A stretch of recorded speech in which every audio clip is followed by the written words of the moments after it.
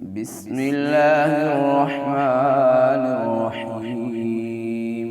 تلك الرسل فضلنا بعضهم على بعض، منهم من كلم الله ورفع بعضهم درجات، وآتينا عيسى ابن مريم البينات وأيدناه بروح القدس، ولو شاء الله ما اقتتل الذين من بعدهم من بعد ما جاءتهم البينات ولكن اختلفوا فمنهم من آمن ومنهم من كفر. ولو شاء الله ما اقتتلوا ولكن الله يفعل ما يريد. يا أيها الذين آمنوا أنفقوا مما رزقناكم من قبل أن يأتي يوم لا بيع فيه ولا خلة ولا شفاعة والكافرون هم الظالمون. الله لا إله إلا هو الحي القيوم، لا تأخذه سنة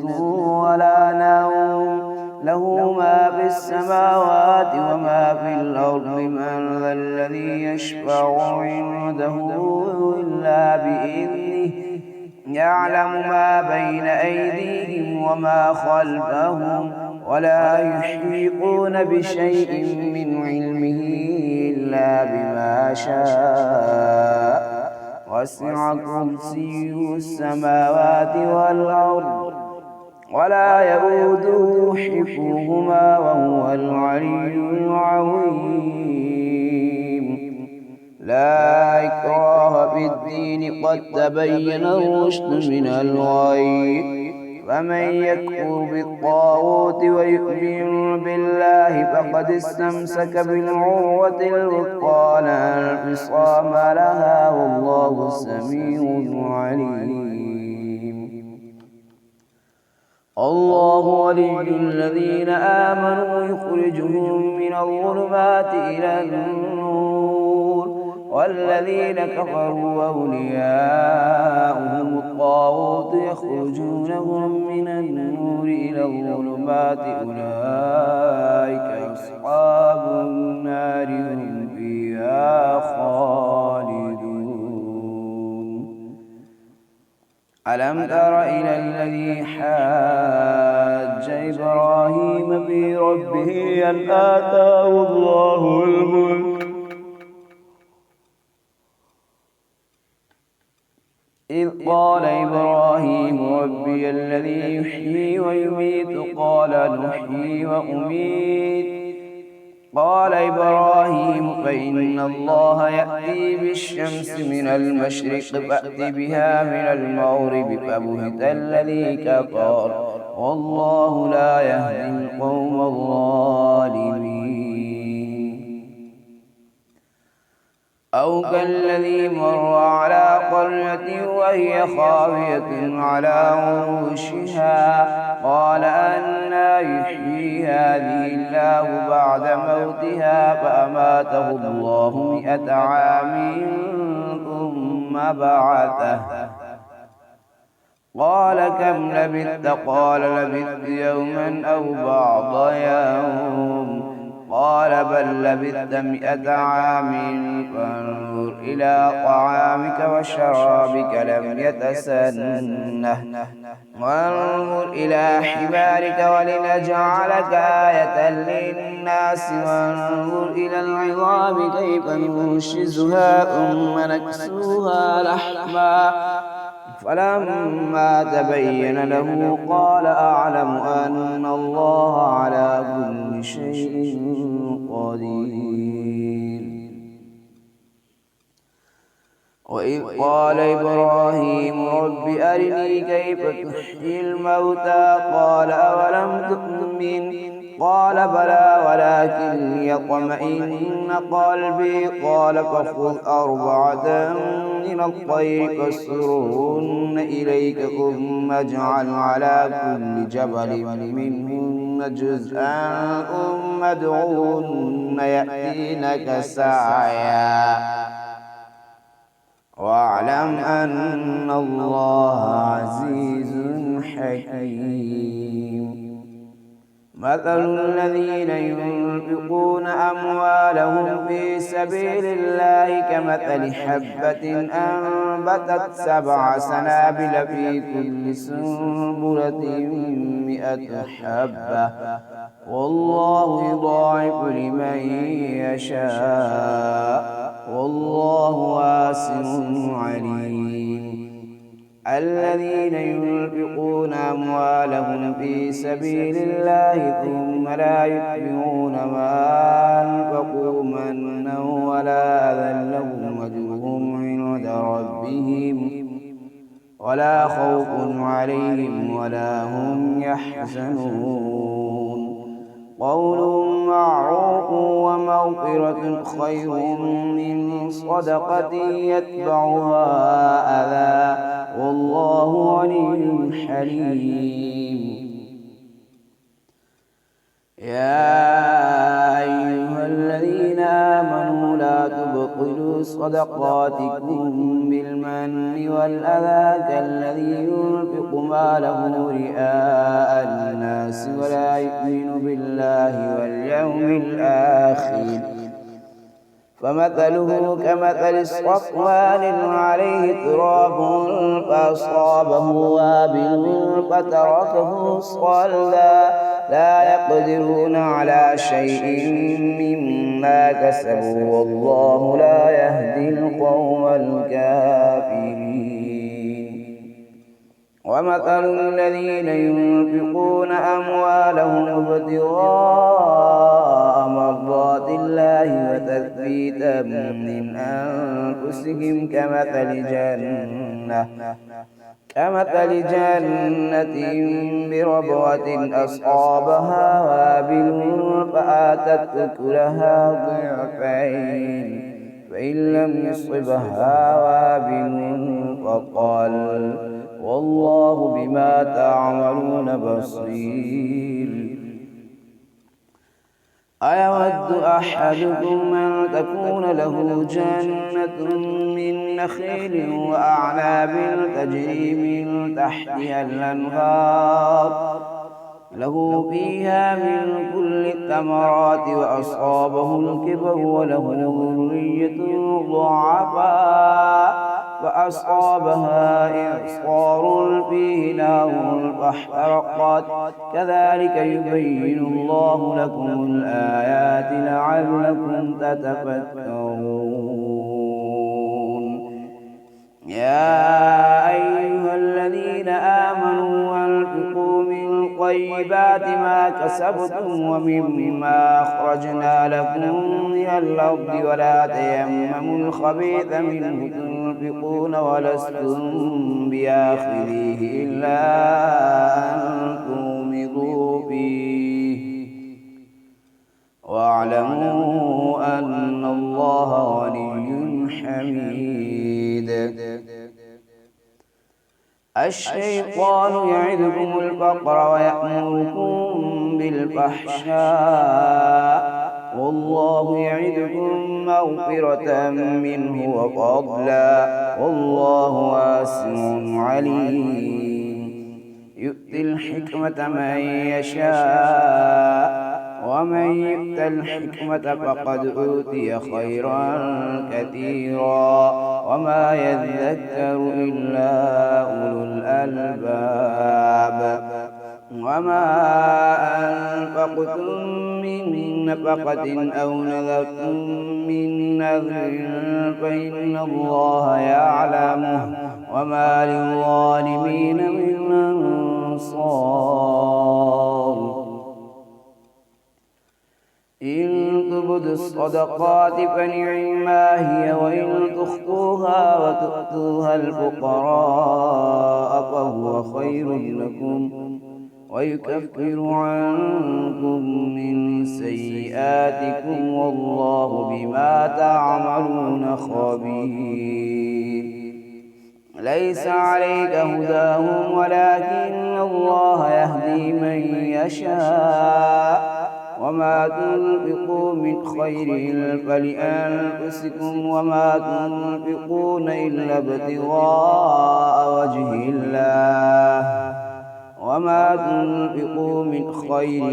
يوفى إليكم وأنتم لا تظلمون. للفقراء الذين احصروا في سبيل الله لا يستطيعون ضربا في الأرض يحسبهم الجاهل أغنياء من التعفف تعرفهم بسيماهم لا يسألون الناس إلحافا وما تنفقوا من خير فإن الله به عليم.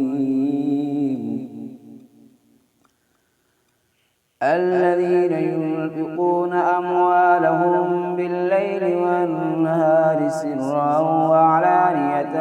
فلهم أجرهم عند ربهم ولا خوف عليهم ولا هم يحزنون. الذين يأكلون الربا لا يقومون إلا كما يقوم الذي يتخبطه الشيطان من المس ذلك بأنهم قالوا إنما البيع مثل الربا وأحل الله البيع وحرم الربا فمن جاءه موعظة من ربه فانتهى فله ما سلف وأمره إلى الله ومن عاد فأولئك أصحاب النار هم فيها خالدون. يمحق الله الربا ويربي الصدقات والله لا يحب كل كفار أثيم. إن الذين آمنوا وعملوا الصالحات وأقاموا الصلاة وآتوا الزكاة لهم أجرهم عند ربهم ولا خوف عليهم ولا هم يحزنون. يا أيها الذين آمنوا اتقوا الله وذروا ما بقي من الربا إن كنتم مؤمنين فإن لم تفعلوا فأذنوا بحرب من الله ورسوله وإن تبتم فلكم رؤوس أموالكم لا تظلمون ولا تظلمون. وإن كان ذو عسرة فنظرة إلى ميسرة وأن تصدقوا خير لكم إن كنتم تعلمون. واتقوا يوما ترجعون فيه إلى الله ثم توفى كل نفس ما كسبت وهم لا يظلمون. يا أيها الذين آمنوا إذا تداينتم بدين إلى أجل مسمى فاكتبوه وليكتب بينكم كاتب بالعدل ولا يأب كاتب أن يكتب كما علمه الله فليكتب وليملل الذي عليه الحق وليتق الله ربه ولا يبخس منه شيئا فإن كان الذي عليه الحق سفيها أو ضعيفا أو لا يستطيع أن يمله فليملل وليه بالعدل واستشهدوا شهيدين من رجالكم فإن لم يكونا رجلين فرجل وامرأتان ممن ترضون من الشهداء أن تضل إحداهما فتذكر إحداهما الأخرى ولا يأبى الشهداء إذا ما دعوا ولا تسأموا أن تكتبوه صغيرا أو كبيرا إلى أجله ذلكم أقسط عند الله وأقوم للشهادة وأدنى ألا ترتابوا إلا أن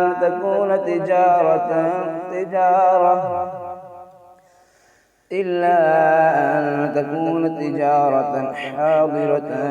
تديرونها بينكم فليس عليكم جناح ألا تكتبوها وأشهدوا إذا تبايعتم ولا يضار كاتب ولا شهيد وإن تفعلوا فإنه فسوق بكم واتقوا الله ويعلمكم الله والله بكل شيء عليم. وإن كنتم على سفر ولم تجدوا كاتبا فرهان مقبوضة فإن أمن بعضكم بعضا فليؤدي الذي اؤتمن أمانته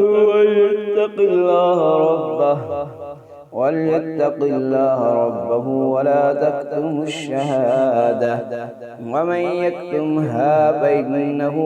آثم قلبه والله بما تعملون عليم. لله ما في السماوات وما في الأرض وإن تبدوا ما في أنفسكم أو تخفوه يحاسبكم به الله ويغفر لمن يشاء ويعذب من يشاء والله على كل شيء قدير. آمن الرسول بما أنزل إليه من ربه والمؤمنون كل آمن بالله وملائكته وكتبه ورسله لا نفرق بين أحد من رسله وقالوا سمعنا وأطعنا غفرانك ربنا وإليك المصير. لا يكلف الله نفسا إلا وسعها لها ما كسبت وعليها ما اكتسبت ربنا لا تؤاخذنا إن نسينا أو أخطأنا ربنا ولا تحمل علينا إصرا كما حملته على الذين من قبلنا ربنا ولا تحملنا ما لا طاقة لنا به واعف عنا واغفر لنا وارحمنا أنت مولانا فانصرنا على القوم الكافرين. سورة آل عمران مدنية. بسم الله الرحمن الرحيم. ألف لام ميم الله لا إله إلا هو الحي القيوم نزل عليك الكتاب بالحق مصدقا لما بين يديه وأنزل التوراة والإنجيل من قبل هدى للناس وأنزل الفرقان إن الذين كفروا بآيات الله لهم عذاب شديد والله عزيز انتقام. إن الله لا يخفى عليه شيء في الأرض ولا في السماء هو الذي يصوركم في الأرحام كيف يشاء لا إله إلا هو العزيز الحكيم. هو الذي أنزل عليك الكتاب منه آيات محكمات هن أم الكتاب وأخر متشابهات فأما الذين في قلوبهم زيغ فيتبعون ما تشابه منه ابتغاء الفتنة وابتغاء تأويله وما يعلم تأويله إلا الله والراسخون في العلم يقولون آمنا به كل من عند ربنا وما يذكر إلا أولو الألباب. ربنا لا تزغ قلوبنا بعد إذ هديتنا وهب لنا من لدنك رحمة إنك أنت الوهاب. ربنا إنك جامع الناس ليوم لا ريب فيه إن الله لا يخلف الميعاد. إن الذين كفروا لن تغني عنهم أموالهم ولا أولادهم من الله شيئا وأولئك هم وقود النار. كدأب آل فرعون والذين من قبلهم كذبوا بآياتنا فأخذهم الله بذنوبهم والله شديد العقاب. قل للذين كفروا ستغلبون وتحشرون إلى جهنم وبئس المهاد. قد كان لكم آية في فئتين التقتا فئة تقاتل في سبيل الله وأخرى كافرة يرونهم مثليهم رأي العين والله يؤيد بنصره من يشاء إن في ذلك لعبرة لأولي الأبصار. زين للناس حب الشهوات من النساء والبنين والقناطير المقنطرة من الذهب والفضة والخيل المسومة والأنعام والحرث ذلك متاع الحياة الدنيا والله عنده حسن المآب. قل أنبئكم بخير من ذلك للذين اتقوا عند ربهم جنات تجري من تحتها الأنهار خالدين فيها وأزواج مطهرة ورضوان من الله والله بصير بالعباد. الذين يقولون ربنا إننا آمنا فاغفر لنا ذنوبنا وقنا عذاب النار. الصابرين والصادقين والقانتين والمنفقين والمستغفرين بالأسحار شهد الله أنه لا إله إلا هو والملائكة وأولو العلم قائما بالقسط لا إله إلا هو العزيز الحكيم. إن الدين عند الله الإسلام وما اختلف الذين أوتوا الكتاب إلا من بعد ما جاءهم العلم بغيا بينهم ومن يكفر بآيات الله فإن الله سريع الحساب. فإن حاجوك فقل أسلمت وجهي لله ومن اتبعني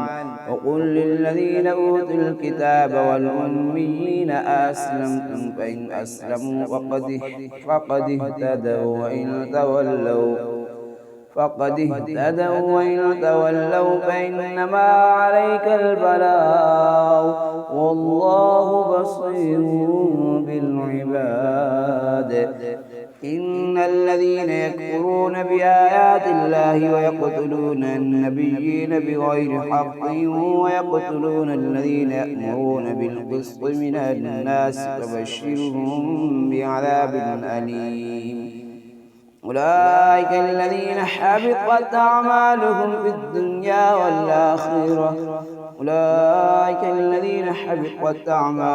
الدنيا والآخرة وما لهم من ناصرين.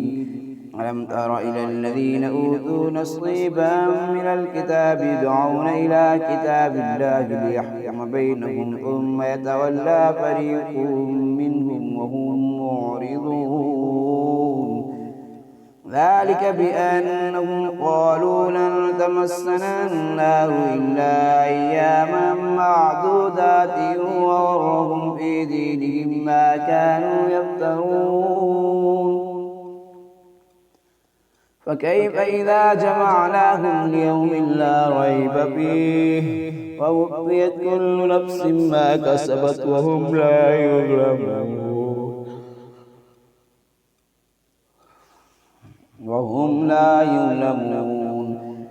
قل اللهم مالك الملك تؤتي الملك من تشاء وتنزع الملك ممن تشاء وتعز من تشاء وتذل من تشاء بيدك الخير إنك على كل شيء قدير تولج الليل في النهار وتولج النهار في الليل وتخرج الحي من الميت وتخرج الميت من الحي وترزق من تشاء بغير حساب لا يتخذ المؤمنون الكافرين أولياء من دون المؤمنين ومن يفعل ذلك فليس من الله في شيء إلا أن تتقوا منهم تقاه ويحذركم الله نفسه وإلى الله المصير قل إن تخفوا ما في صدوركم أو تبدوه يعلمه الله ويعلم ما في السماوات وما في الأرض والله على كل شيء قدير يوم تجد كل نفس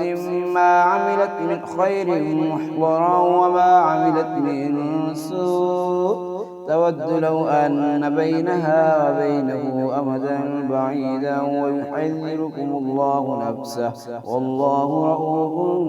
بالعباد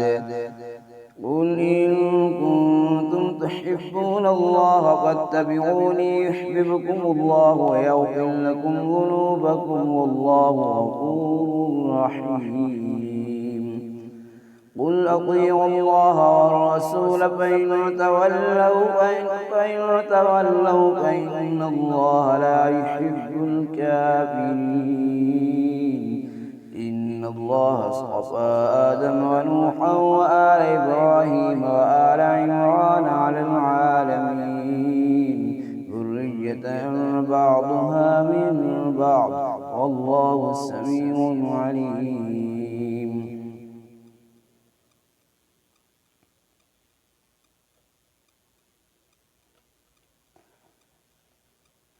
إذ قالت امرأة عمران رب إني نذرت لك ما في بطني محررا فتقبل مني إنك أنت السميع العليم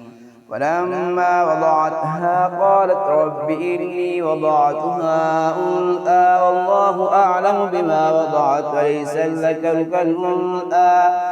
وإني سميتها مريم وإني أعيذها بك وذريتها من الشيطان الرجيم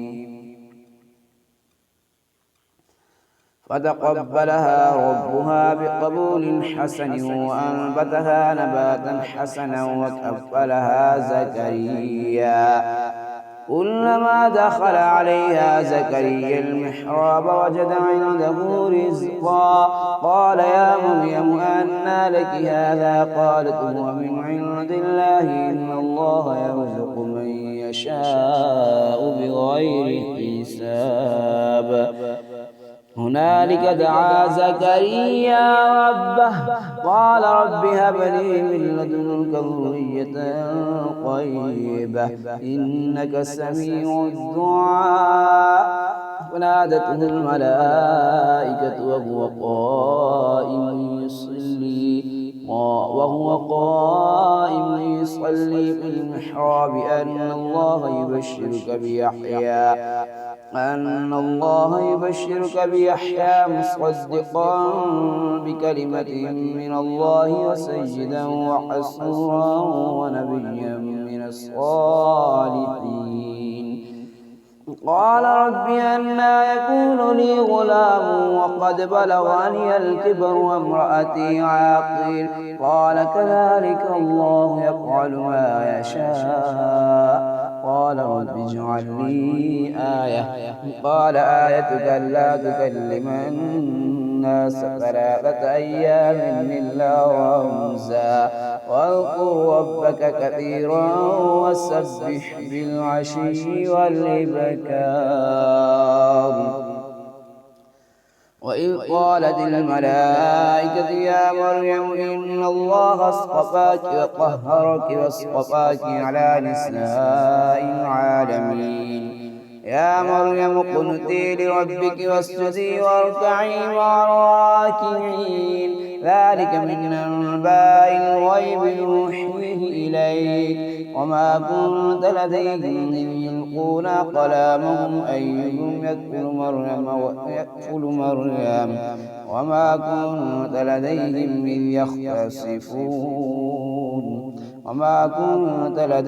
إذ يختصمون إذ قالت الملائكة يا مريم إن الله يبشرك بكلمة منه اسمه المسيح عيسى ابن مريم وجيها في الدنيا والآخرة ومن المقربين ويكلم الناس في المهد وكهلا ومن الصالحين قالت رب أنى يكون لي ولد ولم يمسسني بشر قال كذلك الله يخلق ما يشاء إذا قضى أمرا فإنما يقول له كن فيكون ويعلمه الكتاب والحكمة والتوراة والإنجيل ورسولا إلى بني إسرائيل أني قد جئتكم بآية من ربكم أني يخلق لكم من الطين كهيئة الطير بإذني فتنفخ فيها فتكون طيرا بإذني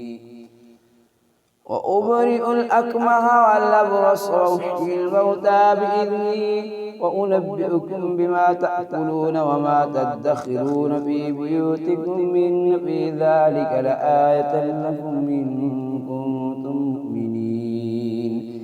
ومصدقا لما بين يدي من التوراة ولأحل لكم بعض الذي حرم عليكم وجئتكم بآية من ربكم فاتقوا الله وأطيعون إن الله ربي وربكم فاعبدوه هذا صراط مستقيم فلما أحس عيسى منهم الكفر قال من أنصاري إلى الله قال الحواريون نحن أنصار الله آمنا بالله واشهد بأننا مسلمون قال الحواريون نحن أنصار الله آمنا بالله واشهد بأننا مسلمون ربنا آمنا بما أنزلت واتبعنا الرسول فاكتبنا مع الشاهدين ومكروا ومكر الله والله خير الماكرين إذ قال الله يا عيسى إني متوفيك ورافعك إلي ومطهرك من الذين كفروا وجاعل الذين اتبعوك فوق الذين كفروا إلى يوم القيامة ثم إلي مرجعكم فاحكم بينكم فيما كنتم فيه تختلفون فأما الذين كفروا فأعذبهم عذابا شديدا في الدنيا والآخرة وما لهم من ناصرين وأما الذين آمنوا وعملوا الصالحات فيوفيهم أجورهم والله لا يحب الظالمين ذلك نتلوه عليك من الآيات والذكر الحكيم إن مثل عيسى عند الله كمثل آدم خلقه من تراب ثم قال له كن فيكون الحق من ربك فلا تكن من الممترين. فمن حاجك فيه من بعد ما جاءك من العلم فقل تعالوا ندع أبناءنا وأبناءكم ونساءنا ونساءكم وأنفسنا وأنفسكم ثم نبتهل فنجعل لعنة الله على الكاذبين. إن هذا لهو القصص الحق وما من إله إلا الله وإن الله لهو العزيز الحكيم. فإن تولوا فإن الله عليم بالمفسدين. قل يا أهل الكتاب تعالوا إلى كلمة سواء بيننا وبينكم ألا نعبد إلا الله ولا نشرك به شيئا ولا يتخذ بعضنا بعضا أربابا من دون الله. فإن تولوا فقولوا اشهدوا بأننا مسلمون. يا أهل الكتاب لم تحاجون في إبراهيم وما أنزلت التوراة والإنجيل إلا من بعده أفلا تعقلون. أنتم هؤلاء حاججتم فيما لكم به علم فلم تحاجون فيما ليس لكم به علم والله يعلم وأنتم لا تعلمون. ما كان إبراهيم يهوديا ولا نصرانيا ولكن كان حنيفا مسلما وما كان من المشركين.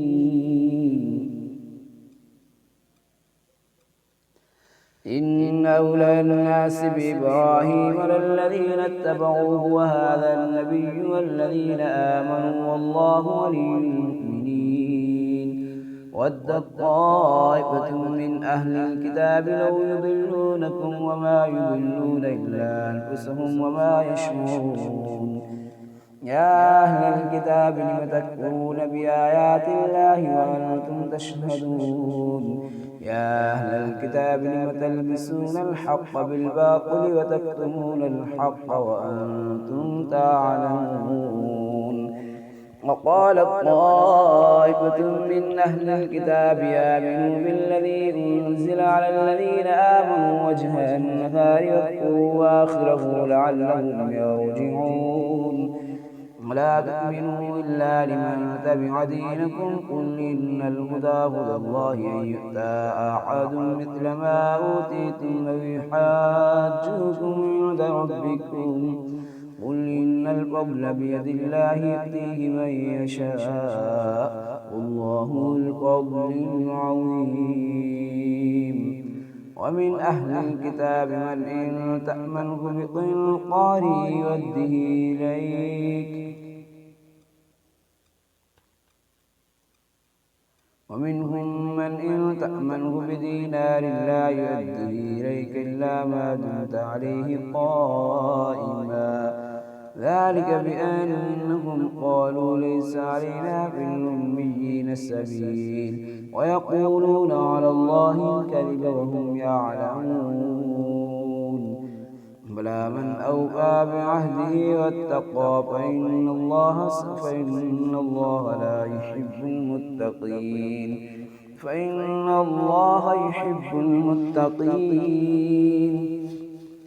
إن الذين يشترون بعهد الله وأيمانهم ثمنا قليلا أولئك لا خلاق لهم في الآخرة ولا يكلمهم الله ولا ينظر إليهم يوم القيامة ولا يزكيهم ولهم عذاب أليم.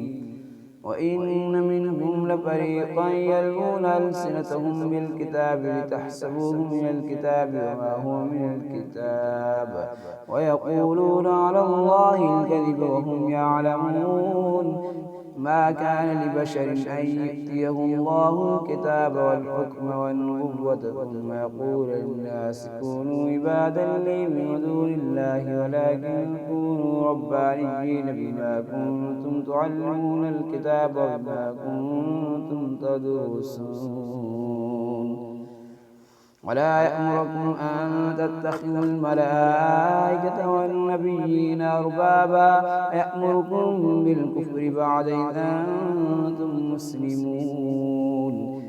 وإذ أخذ الله ميثاق النبيين لما آتيتكم من كتاب وحكمة ثم جاءكم رسول مصدق لما معكم لتؤمنن به ولتنصرنه قال أأقررتم وأخذتم على ذلك إصري قالوا أقررنا قال فاشهدوا وأنا معكم من الشاهدين فمن تولى بعد ذلك فأولئك هم الفاسقون أفغير دين الله يبغون وله أسلم من في السماوات والأرض طوعا وكرها وإليه يرجعون قل آمنا بالله وما أنزل علينا وما أنزل على إبراهيم وإسماعيل وإسحاق ويعقوب والأسباط وما أوتي موسى وعيسى والنبيون من ربهم لا نفرق بين أحد منهم ونحن له مسلمون ومن يبتغ غير الإسلام دينا فلن يقبل منه وهو في الآخرة من الخاسرين كيف يهدي الله قوما كفروا بعد إيمانهم وشهدوا أن الرسول حق وجاءهم البينات أولئك جزاؤهم مغفرة من ربهم وجنات تجري من تحتها الأنهار خالدين فيها كيف يهدي الله قوما كفروا بعد إيمانهم وشهدوا أن الرسول حق وجاءهم البينات والله لا يهدي القوم الظالمين أولئك جزاؤهم مغفرة من ربي وجنات تجري من تحتها الأنهار أولئك جزاؤهم مغفرة من أولئك جزاؤهم أن عليهم لعنة الله والملائكة والناس أجمعين خالدين فيها لا يخفف عنهم العذاب ولا هم ينظرون إلا الذين تابوا وأصلحوا فإن الله غفور رحيم إلا الذين تابوا وأصلحوا من بعد ذلك وأصلحوا فإن الله غفور رحيم إنما أموالكم إن الذين كفروا بعد إيمانهم ثم ازدادوا كفرا لن تقبل توبتهم وأولئك هم الضالون